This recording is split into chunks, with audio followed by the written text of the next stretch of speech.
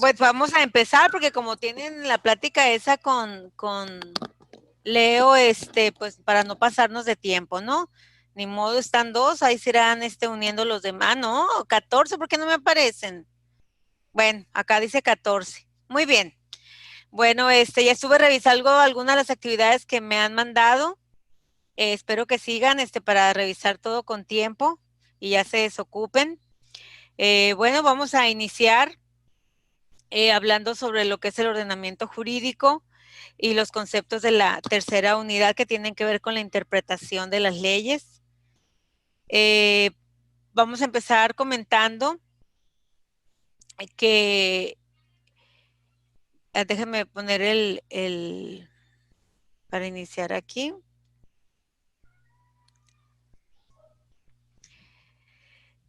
Mencionando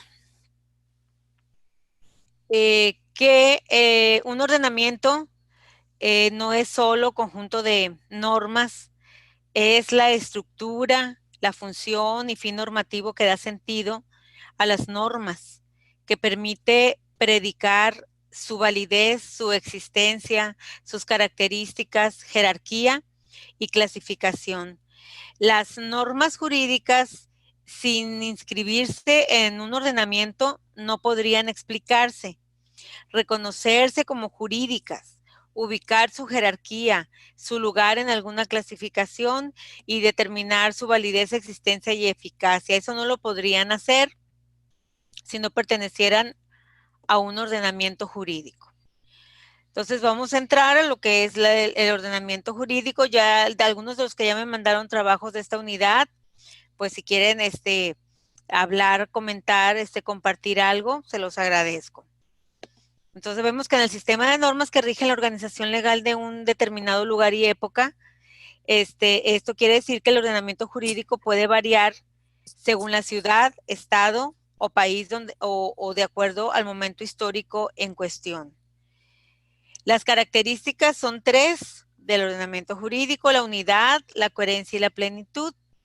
La unidad nos habla de que todas las normas están relacionadas entre sí en una estructura jurídica, de manera que las normas inferiores deben su validez a las superiores y todas en general a la norma fundamental que lógico, para nosotros es la Constitución. Más concretamente, la unidad del ordenamiento jurídico se obtiene cuando todas y cada una de las normas del ordenamiento son válidas formal y materialmente. Entonces, la unidad es la primera característica. La coherencia, ya hablábamos la otra vez un poquito de esto, habla de la coherencia de un ordenamiento jurídico, supone que se presenta como una totalidad armónica ordenada. Cuando hablamos de coherencia aplicada a un determinado orden jurídico, queremos decir que las normas que la componen guardan entre sí una relación lógica de compatibilidad que excluye la posibilidad de contradicción entre ellas. Establece que no deben permitir antinomas. ¿Se acuerdan que hablamos de eso ya, de los antinomas? Que es la contradicción entre normas. Es decir, no pueden existir una norma que permita una conducta y otra que prohíba la misma conducta. Sería un antinoma, que se contradicen. Eso ya lo habíamos platicado la otra vez, si se acuerdan. La plenitud consiste en que el ordenamiento jurídico tiene la propiedad de contener normas para regular cada caso concreto. Aunque algunos autores sostienen que el ordenamiento jurídico suele haber lagunas. De todos modos, en cada ordenamiento suelen haber lagunas.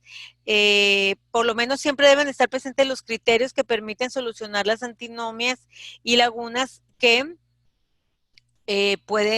pueden llegar a existir. Si escuchamos comúnmente, ¿no?, que hay lagunas en la ley y por eso ahí es donde entra la interpretación. Ahorita lo vamos a ver más adelante.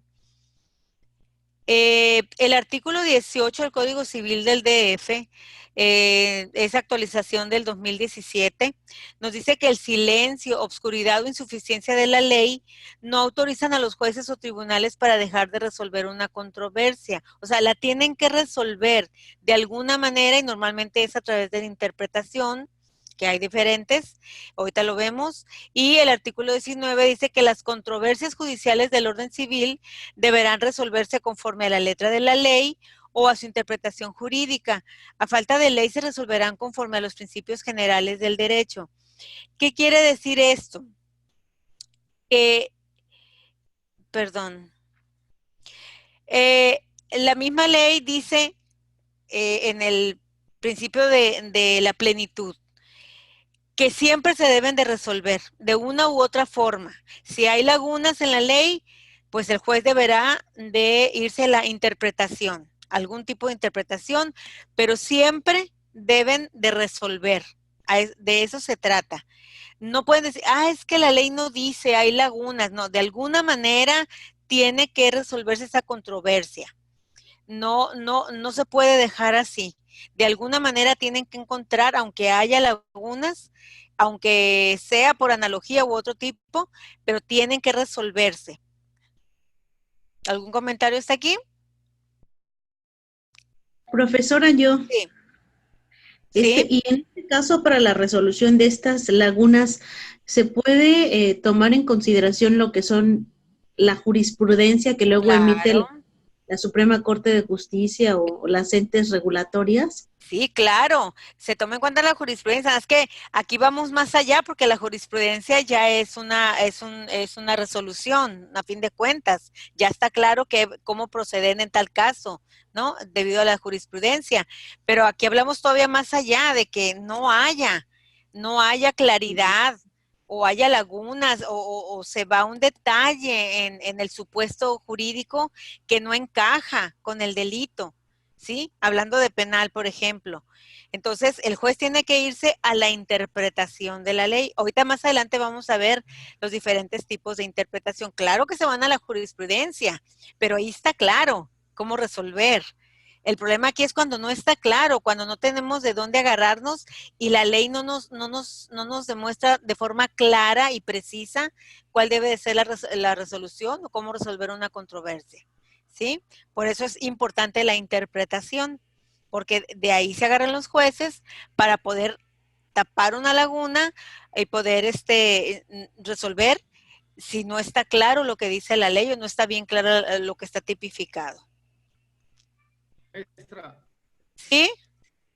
Ok, el gracias. artículo Sí.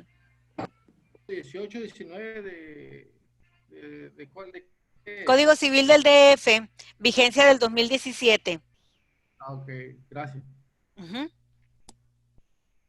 Muy bien, entonces entramos a lo que es la teoría del orden jurídico escalonado. La teoría de Hans Kelsen es nuestro principal teórico de teoría general del derecho. Nos dice que es el sistema que consiste el orden jurídico. No está compuesto de normas yuxtapuestas, quiere decir un lado al lado de la otra o de igual categoría, sino de normas jerarquizadas. Se representa a través de una estructura escalonada de normas, de manera jerarquizada y por categorías, comenzando por las normas de rango superior y de manera decreciente llegando hasta la norma de rango inferior, una debajo de la otra. A eso se refiere la teoría del orden jurídico escalonada. ¿Qué es esta? Las normas de nivel superior, las normas de nivel intermedio y hasta abajo las normas del nivel inferior. Entramos aquí a ver el Estado como primer sujeto del ordenamiento jurídico. El Estado se define como el sujeto de derecho de un ente colectivo, quien es el encargado de elaborar, aplicar y vigilar el cumplimiento del ordenamiento jurídico.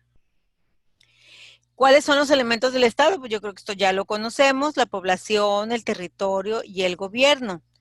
Pero muchas veces analizamos los elementos por concepto nada más, ¿no? De manera conceptual, ahorita lo estamos viendo desde el punto de vista del ordenamiento jurídico. Dice que la población sobre los hombres y mujeres que pertenecen al Estado, ciudadanos sometidos al Estado que participan activamente en la conformación de este. El territorio, que es el ámbito espacial de validez, porción de tierra donde se aplica el poder, no se deben invadir las competencias, el poder que se encuentra facultado para ejercer un espacio determinado no puede ejercer en otro, o sea, el federal, el estatal o el local. Y el gobierno, que es el poder o elemento de autoridad, poder soberano es el máximo poder mismo que se limita por el ordenamiento jurídico, es autónomo e indivisible. Aquí nos habla de las diferencias entre formas de Estado y formas de gobierno. De manera breve, comentamos que las formas de Estado nos dicen cómo están organizados los elementos del Estado. Y las formas de gobierno nos indican cómo está organizado el elemento del poder. ¿Y cómo se clasifican? Pues en monarquía, que se funda en el carácter de la persona que encarna el órgano supremo de un Estado, el rey, el emperador, etcétera, que es una cuestión vitalicia, transfiriendo dicho poder por muerte, este poder, que puede ser absoluta, que es una. Es hasta que esa persona muera, es la monarquía. En la república los poderes residen esencialmente y originariamente en el pueblo y son ejercidos por él. Y la democracia emana de la voluntad mayoritaria del pueblo, tiene como fin el bienestar colectivo, se divide en democracia directa, que es aquella cuando el pueblo ejerce el gobierno del Estado por sí mismo y sin intermediarios, como hacemos nosotros que vamos y votamos, o la democracia indirecta o representativa, como lo hacen en Estados Unidos, que es cuando el pueblo confía la función gubernativa a determinadas personas, quienes se desempeñan en nombre y representación del mismo pueblo. Y la autocracia, que se caracteriza porque el poder reside en un solo individuo. Su actuación no se encuentra sometida a ninguna norma preestablecida. ¿Sí? Al Estado se le concibe como un poder, pero realmente no posee los elementos necesarios para definir y establecer su estructura y facultades. Existe la separación de poderes y debe existir la legalidad en su actuación y reconocimiento y respeto de los derechos y libertades. Constituye el ordenamiento jurídico un elemento del Estado que lo transforma del fenómeno político en fenómeno jurídico, hasta el punto de que para algunos autores como Kelsen y Smith, Estado y derecho son la misma cosa. No se concibe un Estado sin la existencia de su ordenamiento jurídico. Cuando hablamos de los valores sociales, bueno, la axiología, que es la parte de la filosofía que se encarga del estudio de los valores, aquí nos referimos a los valores sociales, que son mezcla y resultados de sentimientos y pasiones, prevalece el momento actual, inclusive a veces cuestiones de conciencia en lo que se puede y lo que no se puede hacer. ¿Qué es eso? Ajá, no sé qué apareció ahí. Mezcla resultados de sentimientos y pasiones, prevalece el momento actual, se guía por quienes más hablan, el concepto de justicia es variante y no constante. Los valores jurídicos es racional, no toma en consideración solo el momento actual, sino los datos racionales, históricos y reales. Ese es el resultado de la prudencia, busca el bien común y razona la justicia. ¿Por qué se puso eso ahí? Qué raro. Bueno. Relación entre clase dominante, ideología y ordenamiento jurídico concreto. Su relación determinante es la justicia. O sea, el denominador común entre la relación entre estos conceptos es la justicia, misma que en algunos de los sistemas solo se limita a la utilidad que genera para el grupo dominante. Las opiniones sociales son las que determinan el derecho. Diferentes métodos de integración jurídica. La analogía consiste en crear una norma para un caso no previsto. Es lo que les comentaba ahorita, que muchas veces la interpretación se da por analogía. Un supuesto jurídico que no está muy claro en la ley, no está tipificado claramente, pero que se parece. Entonces el juez, por ese parecido, puede tomar de ahí la resolución. ¿Sí queda clara la analogía? Y los principios generales del derecho, que se recurre a fin de calmar las lagunas de la ley y corresponde a los principios intrínsecamente válidos al derecho natural. Es la aplicación del criterio de equidad por parte del juzgador en los casos en que exista laguna en el derecho legislado, permitiendo conciliar las exigencias de la justicia con las de seguridad jurídica. Ahí es tener que asistir o pedirle al derecho natural, ¿no? El buscar la solución cuando no está clara también en una ley. Creo que ahorita estamos viviendo, si se ponen a pensar y analizar, estamos ahorita en este momento, estamos viendo muchos asuntos, supuestos legales, en que se están yendo los principios generales del derecho. Por eso es necesario a hacer las leyes respecto a esos temas para que no suceda esto. Más vale crear leyes y no estar en supuestos y tener que ir a la analogía y a los principios generales del derecho, porque desgraciadamente también la interpretación va a depender del criterio y la forma de pensar del juez. El esquema lógico de aplicación de ley. Dice, es primero que se analice cómo se divide la ciencia del derecho. La ciencia del derecho se ocupa de la conceptualización, clasificación e investigación del fenómeno jurídico y se compone de 3 sectores. Uno que es la dogmática, que se encarga de la conceptualización del derecho, los conceptos. La sistemática, que se refiere a la exposición ordenada y coherente de un derecho positivo determinado. Y la técnica jurídica se ocupa de resolver los problemas derivados de la aplicación de las normas de un sistema jurídico en particular, para poder deducir de dichas normas beneficios prácticos a favor del hombre. ¿Qué es la técnica jurídica? Es la parte de la ciencia del derecho que se refiere a la aplicación de las normas coercibles o propiamente al estudio de las reglas y las medidas que son necesarias para la aplicación de las normas, así como de la solución de los problemas derivados de dicha aplicación. La técnica jurídica establece los principios para resolver los problemas que resuelven al aplicar el conjunto total de normas que integran al sistema. Los problemas de aplicación de la norma son la interpretación, la integración, la vigencia, conflictos de leyes en tiempo, conflictos de leyes en el espacio. Y entramos a lo que es la interpretación. Dice, captar o aprender. La interpretación jurídica es el proceso de comprensión del contenido de uno o varios preceptos legales con objeto de determinar el sistema de la norma. La hermenéutica jurídica es la disciplina que estudia y selecciona los métodos de interpretación de las leyes.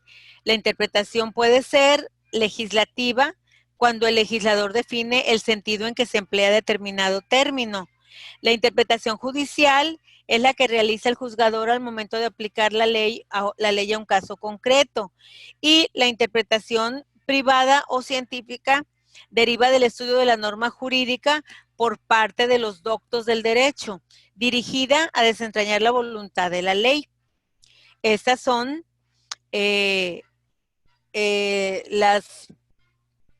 las partes que maneja la hermenéutica jurídica dentro de la interpretación. Tenemos también la escuela exegética, se le conoce como la primera escuela sistemática metódica sobre la interpretación de la ley. Parte de la idea de que la interpretación debe hacerse buscando siempre la intención del legislador, o sea, del que la creó para que ésta prevalezca sobre el texto legal. Es como les decía ahorita, muchas veces la interpretación es en base al criterio del juez, de su forma de pensar, de su preparación, de su formación, etcétera. Cuando las palabras utilizadas en la ley no logran expresar la verdadera intención del legislador, proponen evadir una interpretación literal del texto para buscar la intención del creador, que es el legislador.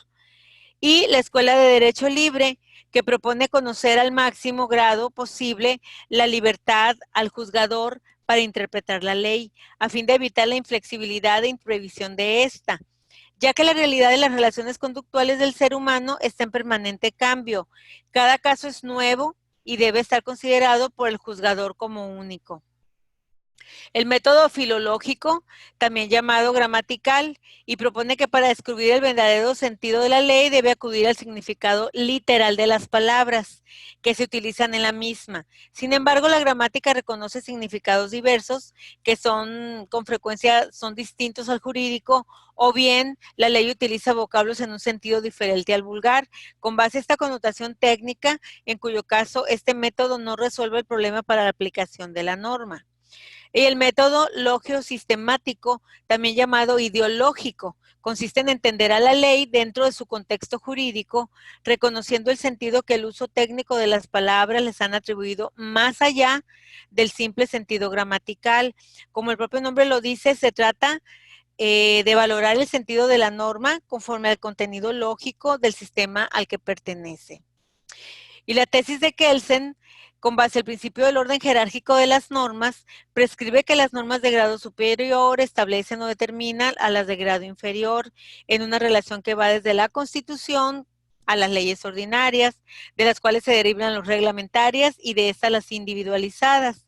Sostiene que la determinación no puede ser completa, ya que dentro de las cuales la autoridad aplicadora podrá elegir entre las posibles alternativas que ofrece la norma, en relación con el caso concreto. El margen de libertad para que la autoridad ejecutora interprete sobre la aplicación de la norma se ve limitado, no solo por la jerarquía misma, sino por el propio lindero que dicha norma provee.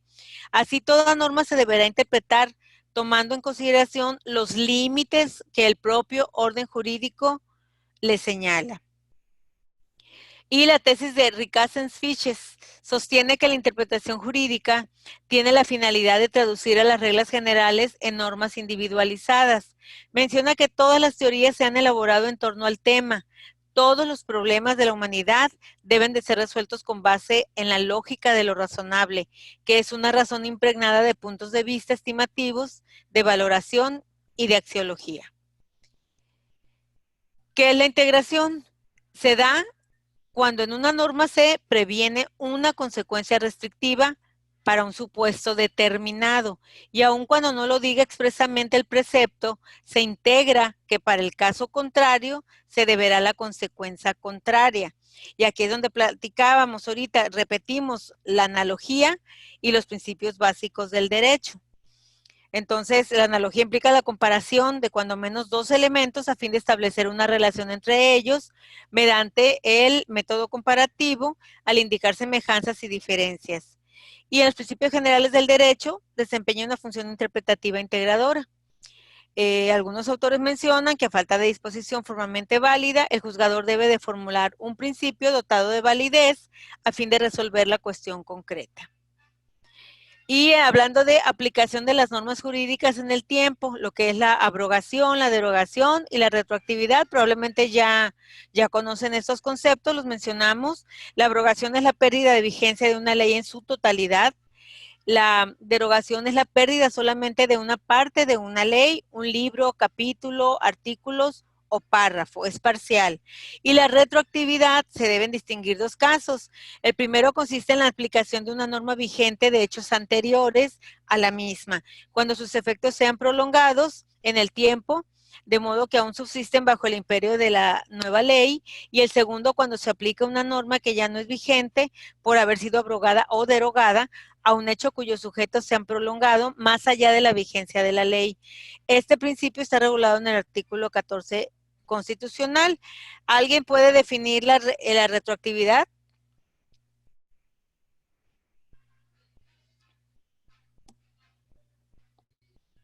¿Alguien por ahí? Retroactividad de la ley, la definición. Yo, profesora. Sí, claro. Creo que se movió la pantalla. No, sí, no, pero eso lo estamos hablando en cuanto a la aplicación de las normas jurídicas en el tiempo, pero sí saben lo que es la retroactividad, conocen el concepto. ¿No? En realidad a ver, es muy chicos. bajo. Ok, la retroactividad se refiere a que cuando se crea una ley, no debe de aplicarse de manera retroactiva si va a perjudicar, ¿sí? Sí se debe de aplicar si va a beneficiar. Por ejemplo, alguien que esté cumpliendo una sentencia, ¿sí? En X situación, está cumpliendo una sentencia alguien por 20 años, por decir, y sale ahorita, aprueban una ley que tiene que ver con ese caso, con ese delito, y dicen que ya no va a ser de 20 años, que ya la condena va a ser de 10. Entonces, ahí sí le pueden aplicar de manera retroactiva a ese sentenciado la ley, porque le va a beneficiar, porque en vez de estar 20 años, va a estar 10. Pero si al contrario, la ley se modifica para ampliar los años, que van a ser 30 en lugar de 20, entonces no se le aplica, se queda como está. Se le aplica si se le va a beneficiar. Si esa nueva ley lo beneficia, se aplica. Si no lo beneficia, no se aplica. Eso es la irretroactividad de la ley. ¿Queda claro? Sí, profesora. Sí. ¿Sí? Sí. Muy bien. Entonces, la aplicación de las normas jurídicas en el espacio, sé que únicamente tienen eficiencia y por tanto se pueden aplicar dentro del territorio sujeto a la soberanía del Estado. El Estado que las ha elaborado. Se pueden dar casos en los cuales sea preciso excepcionalmente dar reconocimiento a las situaciones jurídicas nacidas bajo la tutela de sus respectivos ordenamientos legales para permitir el desarrollo armónico de esas relaciones, lo cual al constituir un problema de aplicación de las normas por razones de territorialidad debe ser resuelto por la técnica jurídica. Y el conflicto de leyes en el espacio. Pueden ser de dos tipos. Uno, cuando se reconoce eficacia a una ley fuera de su territorio, y bien cuando se aplican leyes extranjeras en un territorio distinto a aquel al que se expidieron. Y en cuanto al principio de territorialidad y extraterritorialidad, en cuanto a los ámbitos interno e internacional, se debe aplicar la ley que sea competente conforme a las leyes del conflicto de leyes. Según el caso puede ser la nacional o la extranjera. En las legislaciones de casi todos los países se reconocen diversas reglas de derecho internacional privado, que busca resolver los conflictos de leyes en el espacio, dando validez en algunos casos al derecho extranjero y en otros reconociendo exclusiva. Haríamos mucho tiempo aquí ampliando este principio de territorialidad y extraterritorialidad, porque son cuestiones que tienen que ver con el derecho internacional privado, cuando podemos mencionar muchos ejemplos, pero creo yo que en su momento en derecho internacional privado ustedes los van a ver. Entonces vamos a dejarlos para entonces, nada más ahorita comentar.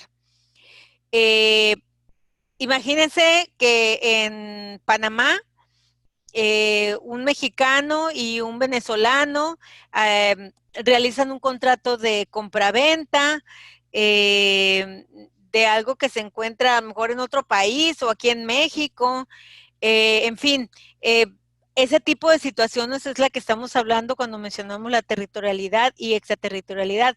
¿Qué leyes se deben de aplicar a la hora de que nos encontramos en un conflicto de derecho internacional privado? ¿Sí? ¿Qué pasa con ese tipo de situaciones de ciudadanías, de dónde se realizó el contrato, dónde se hizo la compraventa, dónde se encuentra el bien o la mercancía? Eso se da mucho, sobre todo en cuestiones de comercio y de todas las negociaciones a nivel internacional que se dan hoy en día. Pero para verlo más tranquilamente, pues yo creo que lo correcto es ver este tipo de ejemplos y de situaciones del derecho internacional privado. Y el enjuiciamiento de los hechos dice que todo juicio normativo expresa uno o varios deberes, cuya realización depende de que se realicen ciertos supuestos que la misma norma establece. Por lo tanto, se define el supuesto como un hecho que produce un efecto jurídico. Sin embargo, es erróneo creer que los supuestos jurídicos se refieren, en todo caso, a acontecimientos reales provistos de consecuencias normativas. En consecuencia, conviene sustituir la denominación hasta ahora empleada por el término supuesto jurídico y reservar el nombre de hecho jurídico para los que realizan supuestos normativos. O sea, que los hechos deben de comprobarse. ¿Sí? No podemos, en base a un supuesto jurídico,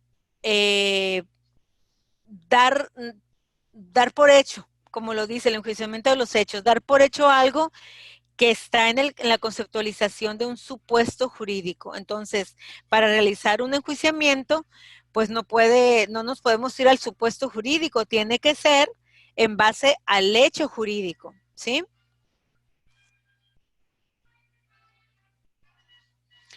Y las diversas técnicas de interpretación que son aplicables a los distintos campos del derecho.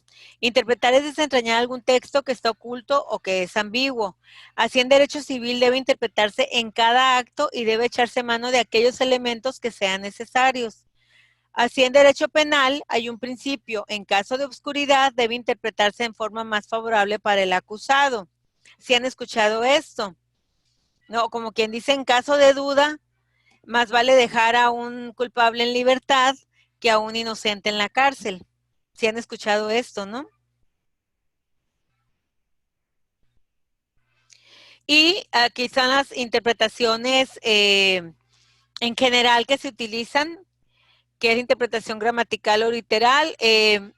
Este método se concentra en poner atención en la manera cómo fue redactada la disposición legal por parte del legislador, es decir, analizar mediante las reglas gramaticales y del lenguaje, encontrar sentido a lo que está ahí mencionado, analizar sencillamente las expresiones. Recordemos que el legislador por obligación debería redactar una ley para que cualquier ciudadano pudiera interpretarla. Y la interpretación literal no siempre se reduce a otorgar un significado a partir de lo que gramaticalmente expresa un texto, sino por el contrario, debido a la ambigüedad que podría presentar su redacción, pueden aplicarse la aplicación restrictiva y la extensiva.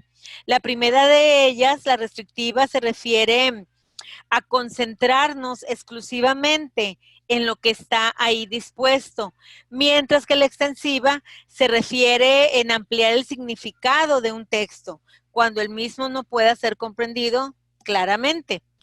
La interpretación sistemática, este tipo de interpretación lo que busca es extraer dentro del texto de la norma estudiada un enunciado cuyo sentido tenga relación directa con el contenido general de la norma, aunque podemos llegar a inconvenientes como el pensar que un solo enunciado definirá el contenido de la misma, siendo que una norma está integrada por un articulado que en conjunto dan sentido a la misma.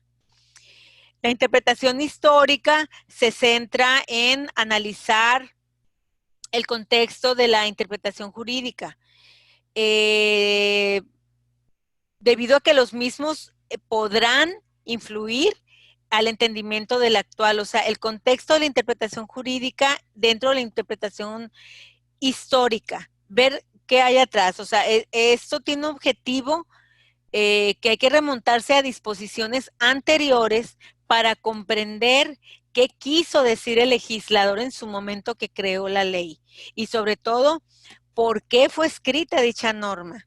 Entonces, necesitamos irnos a la historia y conocer esto, ¿no? El por qué se creó, y lo cual genera dos tipos de interpretación, la estática y la dinámica o evolutiva. La interpretación estática se centra en que una norma, por más reformas que sufra, no debe de alterarse el objeto por el cual fue concebida.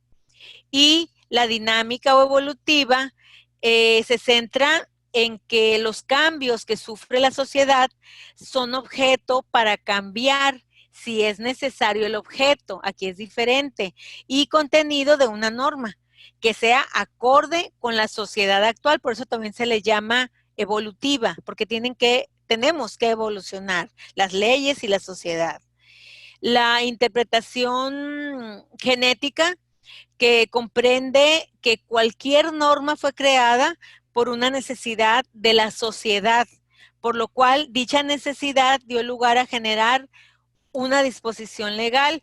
¿Me podrían decir hoy en día algún asunto y tema que tiene que ver con la interpretación genética?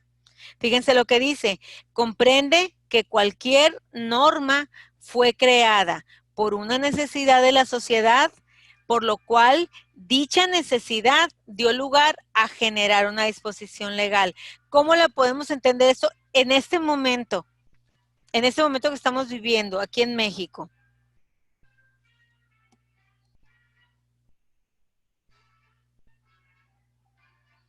A ver, hay temas muy polémicos por ahí, ¿de qué estamos hablando? O sea, nace por una necesidad de la sociedad para generar disposiciones legales. ¿Cómo la podríamos asociar ahorita? ¿A qué temas específicamente podríamos asociar la interpretación Maestra, genética? buenas noches, maestra. ¿Sí?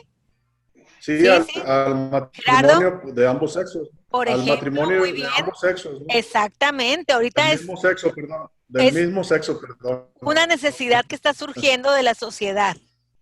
¿no? Sin entrar en polémica, sin entrar en otro tipo de análisis ni discusión. Simplemente está surgiendo una nueva necesidad en la sociedad. Se está dando. Muy bien, ese es un ejemplo. ¿Cuál otro sería?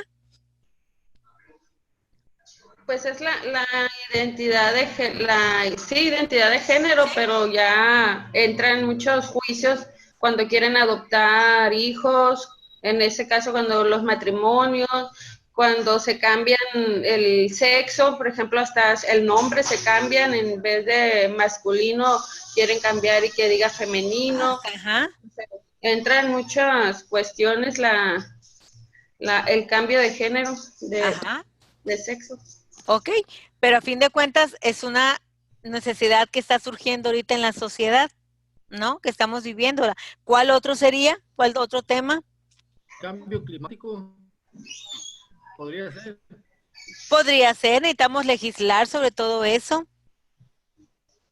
Nuevos sujetos de derecho, ¿se acuerdan la videoconferencia pasada que hablamos de los nuevos sujetos de derecho? Animales, la misma tierra, la misma naturaleza. ¿Qué otra? Hay un tema muy polémico también por ahí, que es ahorita, repito, sin entrar en polémica ni discusión, está surgiendo una necesidad en la sociedad. ¿Cuál otro? ¿Cuál otro tema anda por ahí muy... que nos acaban aquí en Sinaloa de decir no? A ver, chicos, está muy reciente. El matrimonio igualitario, maestra. Sí, ya lo dijeron. ¿El otro cuál es? La adopción. El aborto. Mm, El aborto. ¿Sí? Ahorita es un tema muy polémico, jurídicamente hablando. Maestra, Bien. otro tema que también genera polémica y también diferentes opiniones de la sociedad, el maltrato a los animales por el tema de los circos y todo ese tipo de cosas. Claro. Sí, por eso dije ahorita, la videoconferencia, ¿se acuerdan pasada los que estuvieron? Que tocábamos el tema de los nuevos sujetos de derecho. Y los animales ya son sujetos de derecho en muchos países. Aquí estamos ahorita en el camino, ahorita ya se está legislando la necesidad de consecuencias jurídicas para quien maltrate a los animales. Vamos por buen camino, estamos empezando. Muy bien. Bueno, continuamos entonces con la interpretación teleológica, que consiste en atribuir un significado o una norma, analizando primeramente la finalidad del precepto o pacto. Esta finalidad y sus objetivos deben de ser perceptibles, determinables y vinculados a una realidad conocida. En cuanto a la interpretación acorde al uso interpretativo del derecho, nos dice que dentro de cualquier investigación es necesario realizar un análisis de las normas y disposiciones legales, debido a que son ellas las que determinan todos y cada uno de los comportamientos humanos en la sociedad. En especial, cuando hablamos de personas que están siendo sometidas a procedimientos judiciales, recordando que las normas son creadas para que favorezcan la posición del sujeto en desventaja. ¿Sí queda claro? Y la interpretación analógica o extensiva consiste en interpretar la norma en base al sentido de la razón. El juez, explicando el significado incierto de la norma en base a la luz del otro ordenamiento, no equívoca o menos equívoca, invocando la analogía o similitud de dos previsiones. Esto se refiere un poquito a la analogía, que si no está claro en la ley, si no está claramente tipificado, entonces va a recurrir a algo que se parezca, ¿no? Entonces, en conclusión, hay una máxima de François Genis, francés, que menciona que es un error creer que la ley y el derecho consuetudinario sean fundamentos completamente suficientes para dictar toda clase de resoluciones. Entonces, debe admitirse la necesidad de recurrir a la interpretación jurídica. La interpretación es muy importante, por eso debemos de conocer bien todos los tipos de interpretación que existen. Y conocerlas bien porque es importante. O sea, tenemos que entender que no todas las leyes son perfectas, son perfectibles y que vamos a encontrar muchas lagunas en la ley. Por eso muchas veces y tristemente, pues vemos a tanta gente culpable en libertad por esas pequeñas lagunas que existen y que desgraciadamente hay jueces pues que no son buenos para interpretar la ley o que ni siquiera conocen los diferentes tipos de interpretación que hay. Se van muchas veces a la doctrina general del derecho o se van nada más a la analogía. Son las que más utilizan. Pero pues como se dieron cuenta ahorita son varias las que se pueden utilizar para poder cerrar, ¿no?, ese tipo de lagunas y resolver a fin de cuentas. ¿Hasta aquí algún comentario, pregunta?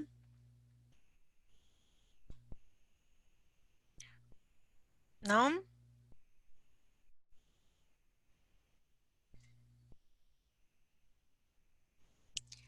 Bueno, me apuré, me fui muy rápido porque como sé que el profesor Leo va a platicar con ustedes ahorita, pues ya saben, cualquier cosa, le paso el PowerPoint. Maestra, una pregunta nada más. Sí.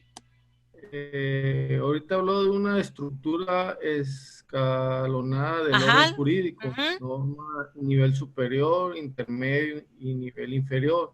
¿Cuáles serían esas? Pues en nuestro caso sería arriba está la Constitución, y luego siguen las leyes federales, después siguen, ¿se acuerdan que vimos no la tengo aquí a la mano, de Kelsen? Ahí venía la estructura exactamente con las leyes. Está en el anterior PowerPoint. Ahí está clara, ¿sí? Lo checo. Ok. Gracias. Bueno, entonces le mando el Power que falta a Jaciel para que se los suba a la plataforma.